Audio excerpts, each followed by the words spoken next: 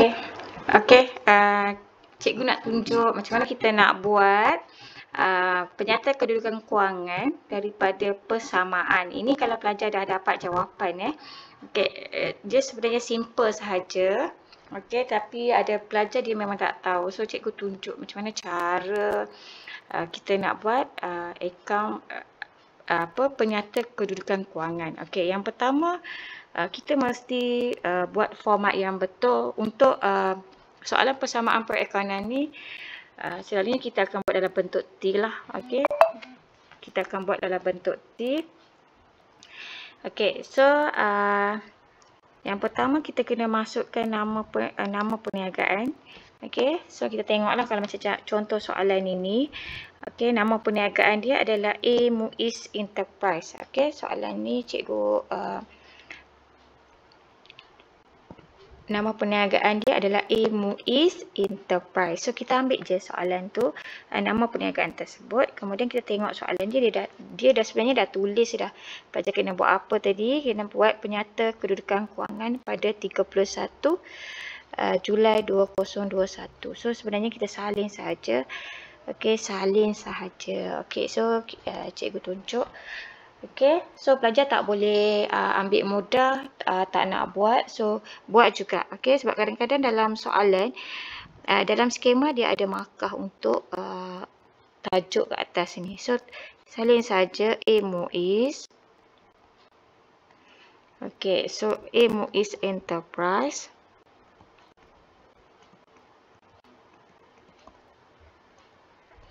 Okey, so kita masukkan dia punya tajuk. Okey, penyata. Okey, kedudukan. Okey, kewangan.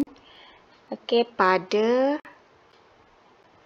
31 Julai 2021. Okey, so masukkan. Sebab kadang soalan skema dia bagi markah 1 kat situ. So kalau kita tak buat tu rugilah.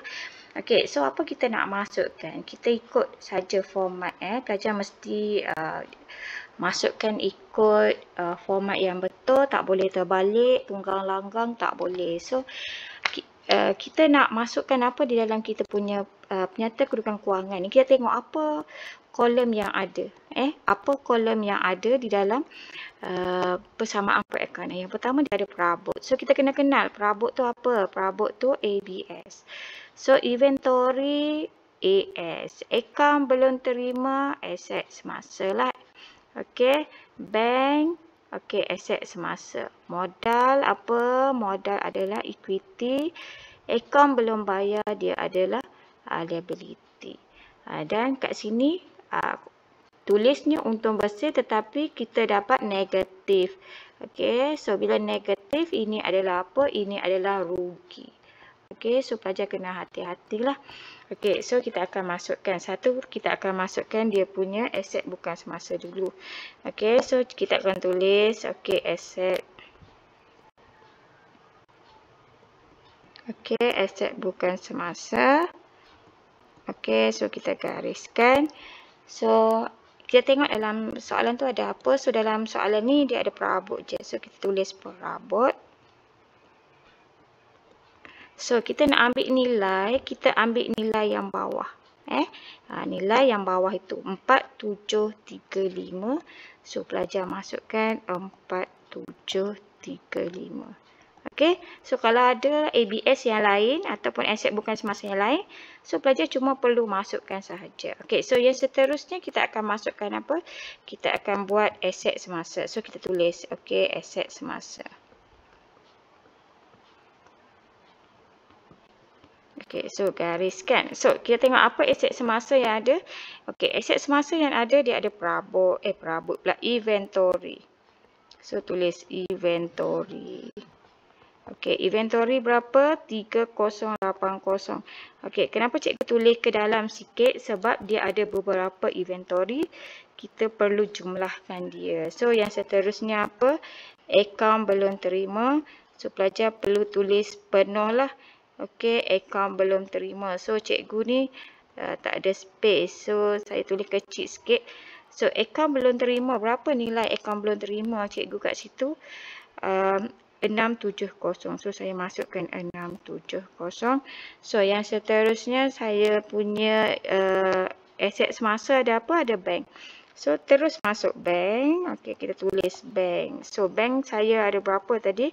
So, bank saya ada 5320. Okey, so kita semua kita ambil nilai yang kat bawah 5320. So, 5320. So, bila kita dah habis semua aset semasa yang kita bawa masuk, kita jumlahkan dia. So, pelajar tambahkan ketiga-tiga ni, inventory, akaun belum terima dan bank. So, jawapan dia pelajar tulis dekat sama baris dengan aset bukan semasa. Okey, so tambah tiga-tiga ni. Okey, pelajar tambah 3 ni. Okey, so bila pelajar tambah 3, so pelajar dapat jawapan dia 9070. So, cikgu tulis 9070 kat sini. Okey, 9070. Okey, so bila dah dapat macam tu, okey, apa nak buat? Kita kan gariskan dia. Okey, gariskan. So, pelajar tambahlah jangan lupa tambah. Perabot ni tambahkan dengan jumlah aset semasa ni, jumlah aset bukan semasa tambah dengan jumlah aset semasa. So, ini tambah. Okey, pelajar akan dapat berapa? 13. Okey, 805. So, semestinya jawapan yang pelajar dapat tu, dia akan sama dengan jawapan yang pelajar buat kat atas ni. Okey, jawapan yang pelajar buat yang kat atas ni. Okey. So, bila dah selesai yang tu, kita pergi yang sebelah equity pemilik. So, kita masukkan dia punya apa dia yang dia ada modal modal. So, kita akan tulis equity pemilik. Okey, so pelajar tulis je lah equity pemilik. Okey, so gariskan. Okey, so kita akan tulis apa? Modal.